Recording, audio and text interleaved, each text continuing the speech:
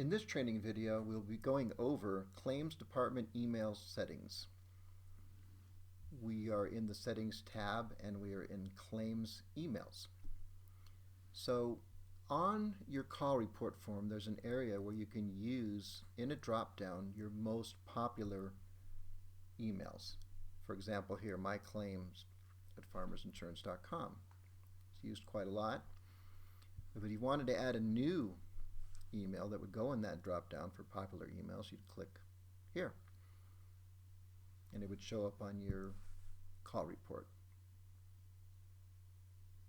To your success, and thank you for watching.